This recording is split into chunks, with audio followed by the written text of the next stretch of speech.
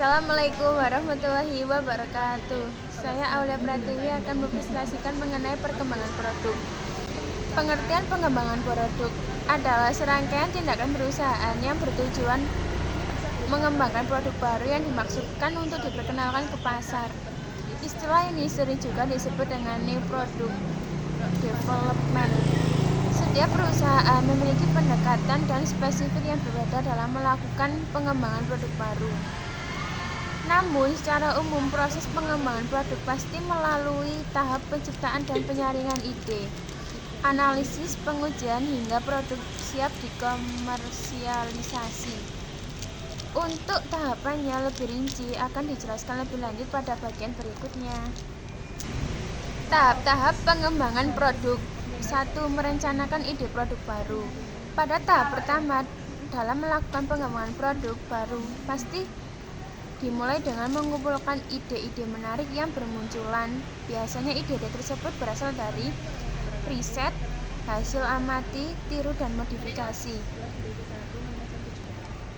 2. Penyaringan ide produk baru. Setelah dikumpulkan, temuan ide-ide produk tadi akan melalui tahap penyaringan. Selain untuk mengerucutkan ide, tujuan dari penyaringan ini adalah untuk mengurangi risiko kegagalan produk, menemukan ide produk yang patut diproses ke langkah selanjutnya, dan mendapatkan ide produk yang benar-benar memungkinkan untuk dikerjakan. Proses penyaringan ide tak bisa dilakukan sembarangan. Keputusan pemilihan ide produk harus mempertimbangkan beberapa hal, antara lain proses yang diperlukan dan sumber daya yang dimiliki, tahapan, cara, dan kemampuan produksi.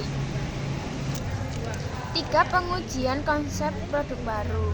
Selanjutnya, proses pengembangan produk baru dilanjutkan dengan pengujian konsep. Berikut adalah tahapan pengembangan ide menjadi konsep. Tahap pengembangan konsep. Pada tahap ini, ide produk dirancang menjadi sebuah konsep produk yang dibuat dalam beberapa opsi alternatif berdasarkan kebutuhan segmen pasar. Menguji konsep. Kemudian, konsep yang sudah dirancang dengan beberapa opsi tersebut harus melewati tahapan uji coba dengan target pasar skala kecil. Pengujian konsep dapat dilakukan dengan dukungan beberapa media, seperti still image, model 3D, video, dan lain sebagainya. 5. Penyusun strategi marketing. Proses pengembangan produk baru yang berikutnya adalah penyusunan strategi marketing. Intinya, proses ini bertujuan untuk mencari cara agar produk Anda bisa diterima oleh target pasar.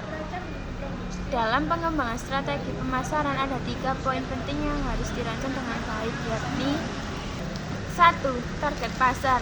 Rencana proporsi nilai pangsa pasar, target keuntungan, hingga penjualan beberapa tahun pertama dijelaskan dengan detail.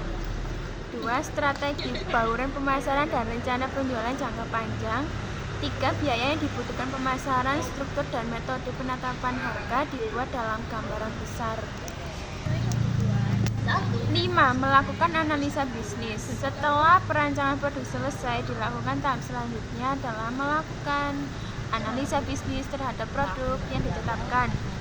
Analisis bisnis bertujuan untuk memastikan apakah faktor tersebut bisa memenuhi tujuan perusahaan atau tidak. Adapun hal-hal yang dianalisis biasanya terkait dengan tingkat ketertarikan target pasar terhadap produk. Selain itu juga dilakukan analisis anggaran dan profil produk serta proyeksi penjualan. 6. Tahap penyempurnaan pengembangan produk baru. Pada tahap ini biasanya produk yang terpilih belum dirancang berupa produk yang siap dipasarkan. Dengan kata lain, produknya masih berbentuk konsep, baik itu berupa bentuk visual maupun deskriptif. Pengembangan produk. Setelah berhasil menjalani tahap analisis bisnis, produk yang memenuhi kriteria dan tujuan perusahaan dapat dilanjutkan ke tahap pengembangan produk yang sesungguhnya. Tahapan ini tentu menyita banyak sumber daya.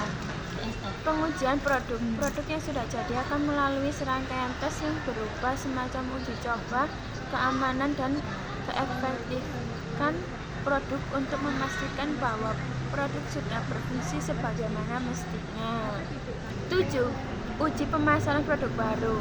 Dalam proses pengembangan produk baru, produk yang sudah jadi tidak serta-merta bisa langsung dikomersialisasi.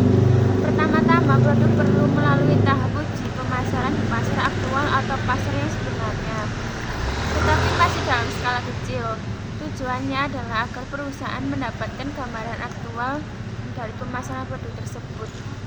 8. Mulai komersialisasi.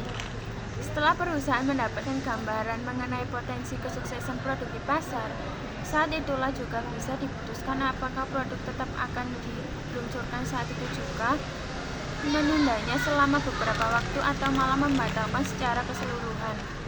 Jika perusahaan memutuskan untuk meluncurkan produk, maka harus ada rencana komersialisasi yang dipersiapkan matang-matang. Alasan pengembangan produk baru. 1. Memenuhi kebutuhan dan keinginan konsumen yang berubah. Konsumen selalu mencari produk yang lebih baik, lebih inovatif, dan sesuai dengan tren terkini. 2. Meningkatkan daya saing. Persaingan di pasar yang semakin ketat menuntut perusahaan untuk terus berinovasi dan mengembangkan produk baru.